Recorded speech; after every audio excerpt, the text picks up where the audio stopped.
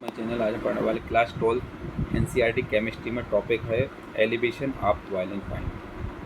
Boiling point का elevation के बारे में जानेंगे। So the vapour pressure of a liquid increases with increase of temperature. It boils the temperature at which its vapour pressure is equal to the atmospheric pressure. तो elevation of boiling point होता क्या है उसके बारे में जानेंगे। जब vapour pressure अब लिक्विड में का इंक्रीज होता है, जब हम इसका टेम्परेचर को इंक्रीज करते हैं। अगर हम टेम्परेचर को इंक्रीज करेंगे तो इसका जो वेपर प्रेशर होगा लिक्विड का वो भी इंक्रीज होगा। तो इसमें जो बॉइल्स टेम्परेचर होता है वो वेपर प्रेशर के एटमॉस्फेयर प्रेशर के बराबर होता है। वेपर प्रेशर का एटमॉस्फेयर प्रेशर के इक्वल होता है। तो इसमें लिखा हुआ the vapour pressure of a liquid increases with increase of temperature. It boils at the temperature at which its vapour pressure is equal to the atmospheric pressure. इसका example है when boils at से 373.15 degree kelvin 100 degree centigrade because at this temperature the vapour pressure of water is 1.013 बार, मतलब 1 atmosphere pressure के बराबर। Water boil करने लगता है 100 degree centigrade पर। अगर केल्विन में चेंज किया जाए तो 373.15 डिग्री केल्विन पर ये क्या करता है, वाटर बॉयल्स करने लगता है, बॉयल होने लगता है। और इसका जो वेपर प्रेशर होता है टेम्परेचर के अकॉर्डिंग, तो इसका वाटर का होता है 1.013 बार के बराबर, जो कि 1 एटमॉस्फेरिक प्रेशर के बराबर होता है।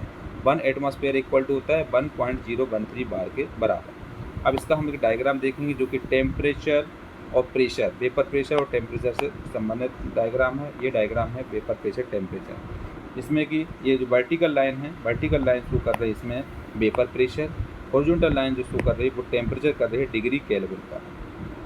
प्रेशर इसमें है 1.013 बार, जो कि 1 एटमॉस्फेयर प्रेशर के बराबर है।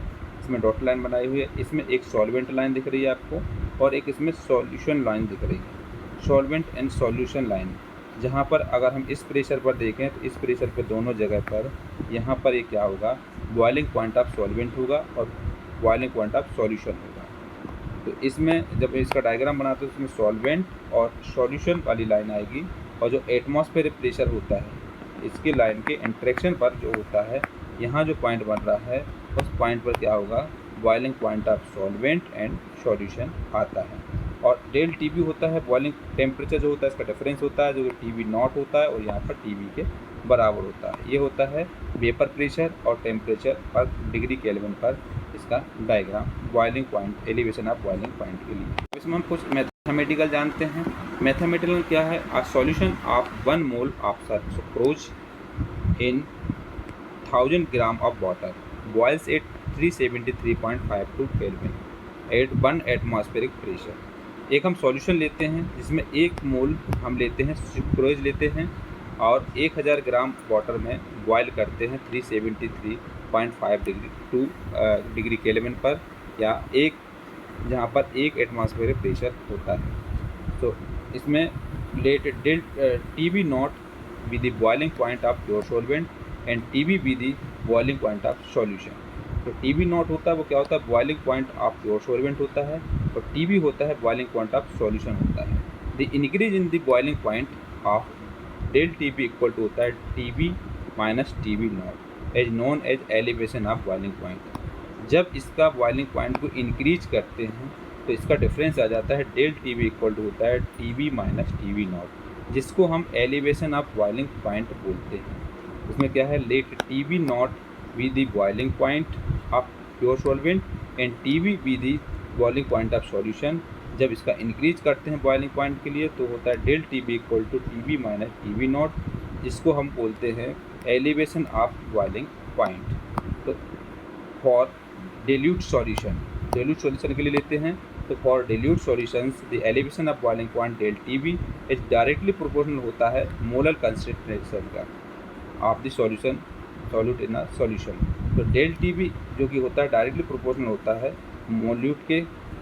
So del T B equal to होता है के बी इंटू एम के बराबर। ये क्वेश्चन नंबर फर्स्ट है, जहाँ पर के बी होता है, इसमें K B is called boiling point elevation, या इसको कांस्टेंट, इसको मोलर एलिवेशन कांस्टेंट भी बोलते हैं। के बी जो होता है इसमें बॉइलिंग पॉइंट एलिवेशन होता है, डायरेक्टली प्रोपोर्शनल होता है तो अगर हम इक्वल में करेंगे तो इसमें कांस्टेंट को मल्टीप्लाई करते हैं, तो del T B equal to होता है मोलर कंसंट्रेशन के डायरेक्टली प्रोपोर्शनल होता है। So del T B equal to होता है के बी इंटू एम के फॉर्म में। के बी इसमें होता है बॉइलिंग पॉइंट एलिवेशन कांस्टेंट कहलाता है, इसको हम मोलर एलिवेशन कांस्टेंट भी बोलते हैं। अब अगर सिमिलरली सेकेंड के लिए लेंगे तो यदि हम W2 gram of solute molar mass M2 is dissolved in W1 gram of solvent, then molality M of the solution is given by expression हो जाएगा M इक्वल टू हो जाएगा W2 upon M2 upon W1 upon 1000। इसको अगर करते हैं solve तो इस तरीके से आ जाएगा 1000 into W2 upon M2 into W1 के फॉर्म में। इसमें मोलिटी का आ जाएगा।